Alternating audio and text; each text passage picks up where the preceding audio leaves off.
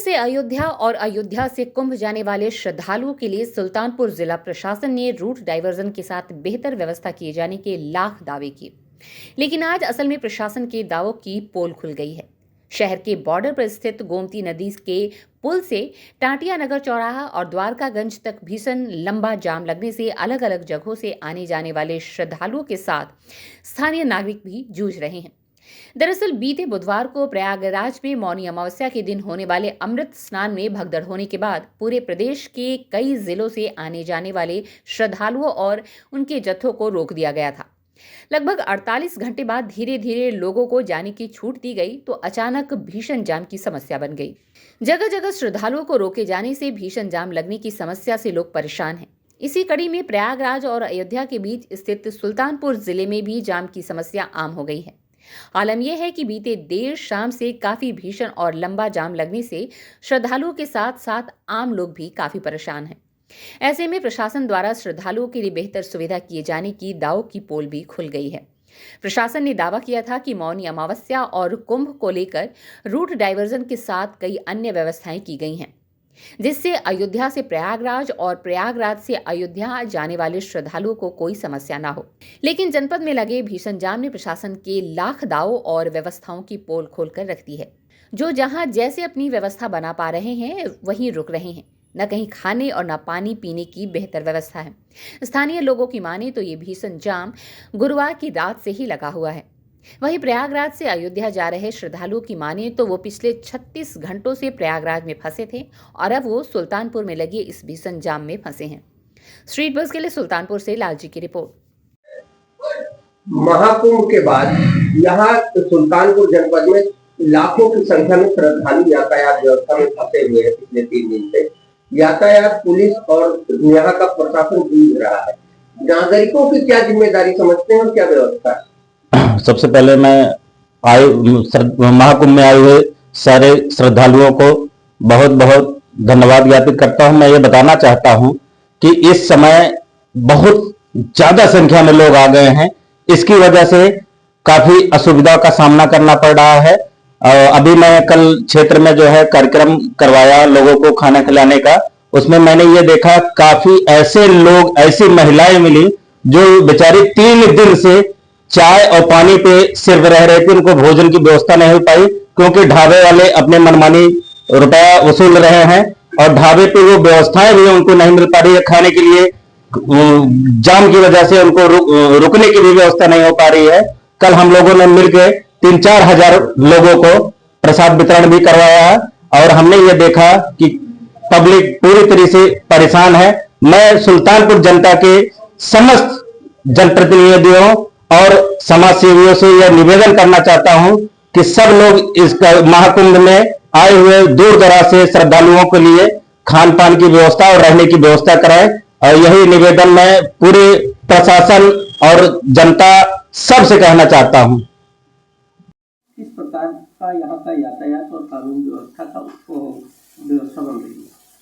आगामी मौनी अमावस्या के अवसर पर कुंभ मेले में भारी संख्या में श्रद्धालुओं का आगमन हो रहा है और बहुत से श्रद्धालु अयोध्या धाम की ओर भी दर्शन के लिए जा रहे हैं। इसको देखते हुए यातायात डाइवर्जन की जो स्कीम बनाई गई है उसको सेक्टर स्कीम बनाकर लागू किया जा रहा है।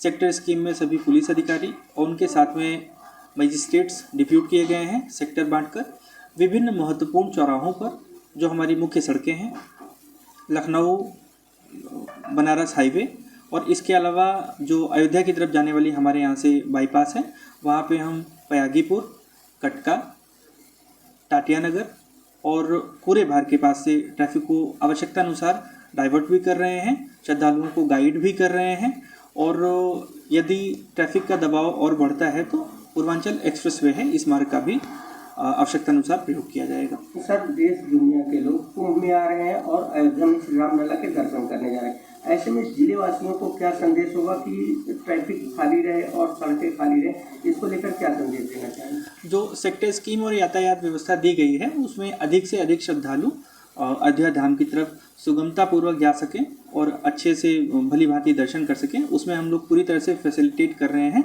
और इसको और बेहतर तरीके से कराया जाएगा। जिले की जनता से क्या अपील है इस वक्त? जिले की जनता एक हमारा जनपद जो है वो इस बीच में पड़ता है, प्रयागराज और अयोध्या के बीच में, तो बढ़ता हुआ ट्रैफिक जो है वो उसके लिए हमारी जनता को भी कोई दिक्कत ना आए, इसके लिए हम जनता से भी अपील करते हैं कि वे सामान्यतः जो हमारा यातायात का मुख्य दिवस है कुंभ के दिन का, अमावस्या का, उस दिन अगर संभव हो तो इन मार्गों का कम प्रयोग करें। महाकुंभ 2025 के दृष्टिगत श्रद्धालुओं का भारी संख्या में आवागमन हो रहा है। प्रयागराज से आने वाले श्रद्धालु अयोध्या भी दर्शन के लिए जा रहे हैं। ऐसी स्थिति में विभिन्न व्यवस्थाएं जनपद सुल्तानपुर में की गई हैं। आवागमन सुचारू रूप से चलता रहे, इसके लिए कंट्रोल रूम को एक्टिव कर दिया गया है। रूट डाइवर्जन प्लान भी बनाया जा चुका है, जिसे आवश्यकतानुसार लागू किया जा रहा है। और विभिन्न जो दुर्घटनाएं यातायात के मार्ग हैं उन पर दुर्घटनाएं ना हों, उसके लिए भी पूरी तैयारी की गई है।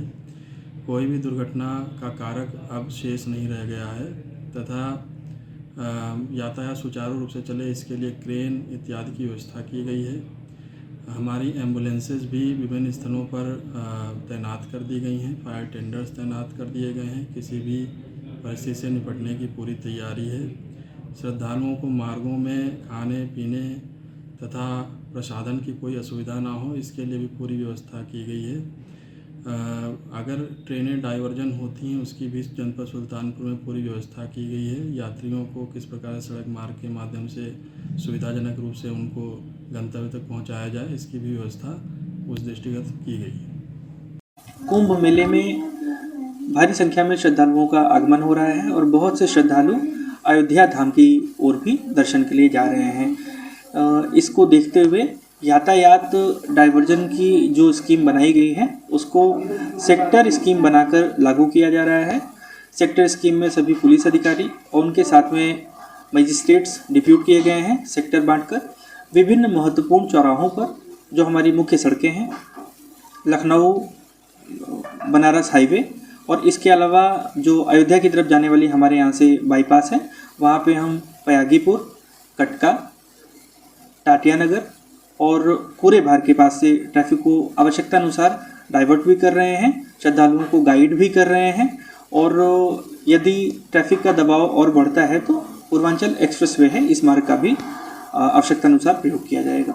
हमारा जनपद जो है वो इस बीच में पड़ता है, प्रयागराज और अयोध्या के बीच में, तो बढ़ता हुआ ट्रैफिक जो है वो उसके लिए हमारी जनता को भी कोई दिक्कत ना आए, इसके लिए हम जनता से भी अपील करते हैं कि कहाँ से आए हैं आप? हम लोग छत्तीसगढ़ बिलासपुर से आए हैं। क्या नाम है आपका? मेरा नाम समीक्षा तिवारी। आप यहाँ पर क्यों बैठी हैं? मैं यहाँ अयोध्या दर्शन के लिए बैठी हुई हूँ। हाँ, मेरे को प्रयागराज भी जाना था, लेकिन उधर रोड बंद हो गया था, इसलिए हम लोग इधर मुड़ गए। लेकिन इधर भी हम लोग को बैठे करीब 10 घंटे हो गया है सर, हम लोग को रास्ता नहीं मिल रहा है। आप लोग को रोका गया है आज प्रशासन द्वारा, क्या कुछ कहना है आपको इस पर? जी सर, हम लोग शासन से रिक्वेस्ट करते हैं कि इतनी जनसंख्या आ रही है, उनको दर्शन मिल रहा है तो हम लोग के लिए भी द्वार खोले और हम लोग को भी दर्शन दें, क्योंकि हम लोग बहुत दूर से आए हैं सर। और हम लोग सब लेडीज़ है, 2-4 जेंट्स हैं हमारे साथ में, तो सभी का निकलना बहुत मुश्किल से हो पाता है सर। सब प्राइवेट जॉब में है, कोई कुछ कार्य में है, कुछ गृहिणी है, उनका निकलना नहीं हो पाता। तो हम रिक्वेस्ट करना चाहते हैं और भगवान से दिन रात भजन के माध्यम से विनती भी कर रहे हैं कि हमको कैसे भी राम भगवान का दर्शन दें। ठीक है। बिहार है? अभी इधर कहाँ से आ रहे हो गया दर्शन? कब से फंसे हो जाम में? क्या? जाम में कब से फंसे हो? जाम में कब से फंसे हैं? कल रात से। कहाँ, क्या नाम है? प्रयागराज। प्रयागराज हो गया स्नान? अयोध्या जा रहे हैं? कब से फंसे हुए हैं? कल 2 बजे रात। कल 2 बजे रात से। कितने लोग हैं? 4। क्या नाम आपका? सौरभ था। कहाँ से आए? बिहार। अच्छा, कहाँ से आ रहे हैं, कहाँ को जा रहे हैं, क्या परेशानी? इलाहाबाद से आ रहे हैं, हम लोग जा रहे थे अयोध्या। अयोध्या से गोरखपुर जाना था, लेकिन तो बता रहे हैं कि 10 किलोमीटर आगे जाम है। कोई टाइम टेबल नहीं है कब तक हम पहुँचेंगे। अच्छा, अब हम लोग परेशान हैं यहाँ। बस बोलता है कब जाएंगे। हमने 3 दिन तो पहले हम लोग इलाहाबाद में फंसे थे। अब वहाँ 36 घंटे के बाद तो वहाँ से निकले हैं। अभी आया अभी यहाँ पता है बस अड्डा वगैरह कहाँ है? नहीं, हमको न पता है, न ट्रेन है यहाँ से, कोई ट्रेन भी पता नहीं है गोरखपुर का है कि नहीं है, ये भी पता नहीं है। कोई सवारी भी नहीं मिल रही है यहाँ से।